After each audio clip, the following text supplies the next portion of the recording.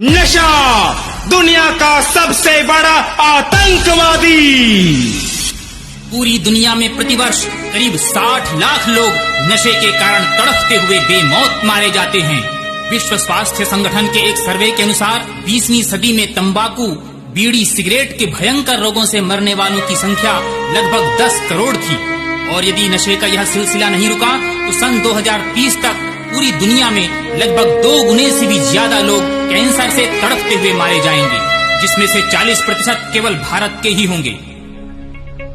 ऐसे ही लगभग 17 वर्ष पुराने एक आंकड़े पर नजर डालें तो भारत में प्रतिवर्ष 14 खरब रुपया नशे में बर्बाद कर दिया जाता रहा और एक दिन में लगभग 300 करोड़ गुटखा, 17 करोड़ सिगरेट और 44 करोड़ बीड़ियां पी ली जाती रहीं, जिनकी कीमत लगभग 500 करोड़ रुपया की गई थी।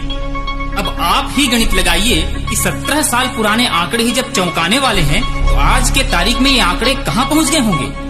वर्तमान समय में साधारण नशे से लेकर महंगे नशे का सेवन करने वाले लोग प्रतिदिन कम से कम 20 रुपए से लेकर 500 रुपए, 1000 रुपए तक खर्च कर देते हैं।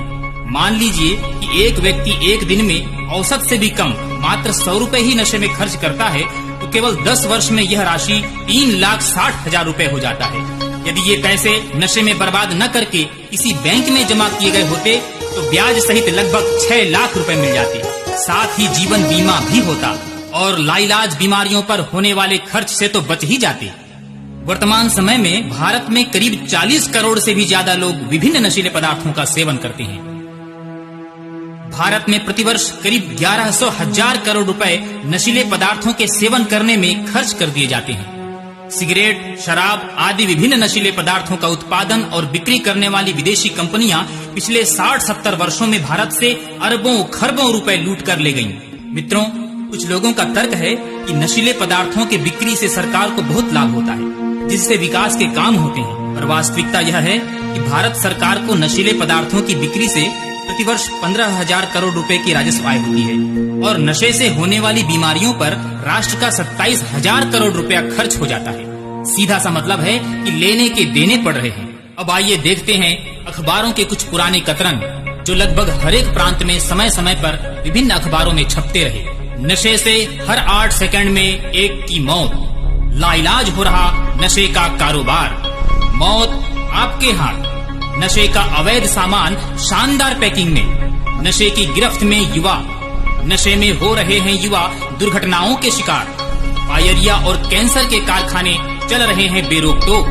राजस्थान राज्य में नशे से रोजाना 125 की मौत, तंबाकू से 2020 तक प्रतिवर्ष 1 करोड़ लोगों की मौत, छोटे बच्चों में तरल नशे की प्रवृत्ति, नशाखोरों में पागलपन व नपुंसकता का खतरा, 27% मौत केवल फेफड़ों के कैंसर से। अब आइए देखते हैं कि किस समुदाय के लोग कितना नशा करते हैं। अध्यापक वर्ग 40%, अधिकारी वर्ग 67%, कानून बनाने वाले 80%, कानून के रखवाले 90%, चालक और परिचालक 90%। मित्र, ये जो हमें मानव जीवन मिला है, इसी का सदुपयोग करके साधारण से लोग बड़े बड़े आविष्कारक, वैज्ञानिक, संगीतकार, संत और शहीद बने हैं। बड़े बड़े महापुरुष जैसे स्वामी विवेकानंद, बाल गंगाधर तिलक से लेकर राम, कृष्ण, बुद्ध जैसे अवतारी पुरुष भी इसी मानव जीवन के द्वारा ही श्रेष्ठ कार्य किए हैं। रामायण, गीता, वेद और उपनिषद के अनुसार 83,99,999 योनियों में भटकने के बाद कहीं जाकर हमें यह सर्वश्रेष्ठ मानव जीवन मिला है। लेकिन वर्तमान समय में देखने में आता है कि मनुष्य ने अपने बहुमूल्य जीवन को नहीं पहचाना। गांजा, भांग, शराब, तंबाकू जैसे भयानक दुर्व्यसनों का सेवन करके मंदिर समान इस दिव्य काया का मखौल बना दिया।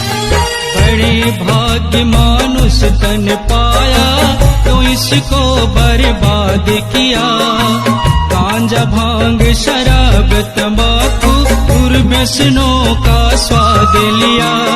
बड़े भाग्य मानुष तन पाया तो इसको बर्बाद किया। गांजा, भांग, शराब, तंबाकू दुर्व्यसनों का स्वाद लिया।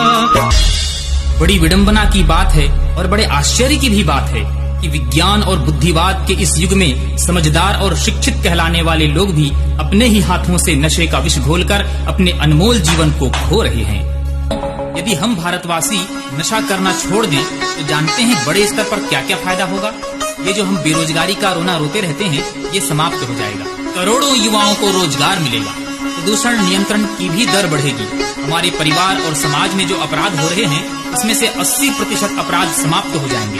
सड़क दुर्घटनाएं कम हो जाएंगी, महंगाई कम हो जाएगी। बचे हुए बजट से हर गांव में बड़ी बड़ी गौशालाएं संचालित की जा सकेंगी। ढेरों नए विश्वविद्यालय खोले जा सकेंगे। प्रत्येक ग्रामीण और प्रत्येक नागरिक को निःशुल्क गौदुग्ध उपलब्ध कराया जा सकेगा। और भी नशा मुक्त अभियान चल रहा, चलो साथ हो जाएं। नशा मुक्त अभियान चल रहा, चलो साथ हो जाएं। यह परिवर्तन की बेला है, युग परिवर्तन लाएं। चलो साथ हो जाएं, चलो साथ हो जाएं। नमस्कार, मैं देवेंद्र द्विवेदी, अध्यक्ष जय महाकाल सेवा संघ, आप सभी का आह्वान करता हूं संपूर्ण मध्य प्रदेश को नशा मुक्त करने के लिए। जी हां साथियों, संपूर्ण मध्य प्रदेश के 52 जिलों में और सभी 313 विकास खंडों में नशा मुक्त अभियान का शंखनाद किया जा चुका है। नशा मुक्त भारत सशक्त भारत अभियान के अंतर्गत पूरे मध्य प्रदेश में भी नशा मुक्त अभियान की एक बयार बह चुकी है और सभी क्रांतिकारियों से, सभी सामाजिक संगठनों से, सभी सामाजिक सरोकार से जुड़े हुए क्रांतिकारियों से आह्वान है कि आप आइए और अपनी मातृभूमि को हम लोग नशा मुक्त बनाएं, ताकि हमारा पूरा मध्य प्रदेश नशा मुक्त हो सके। साथियों, इस कार्य के लिए सिर्फ 2 ही गुण आपके अंदर होने चाहिए। पहला, आप खुद नशा मुक्त हो, 100% नशा मुक्त हो। दूसरा, आप अपने क्षेत्र में नशा मुक्त अभियान का संचालन कर सके, आप लोगों को यह अभियान सौंप सके, यह मानसिकता आपके पास होनी चाहिए। 52 जिलों में 52 जिला प्रभारियों की नियुक्ति की जाएगी।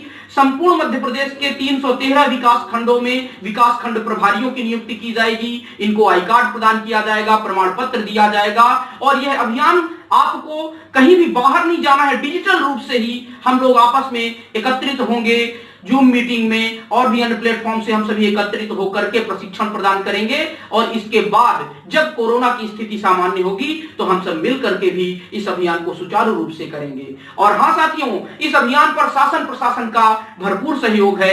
हम सब मिलकर के अपने पूरे मध्य प्रदेश को नशा मुक्त करेंगे, यह हमारा दृढ़ विश्वास है। बहुत बहुत धन्यवाद। जय जय महाकाल।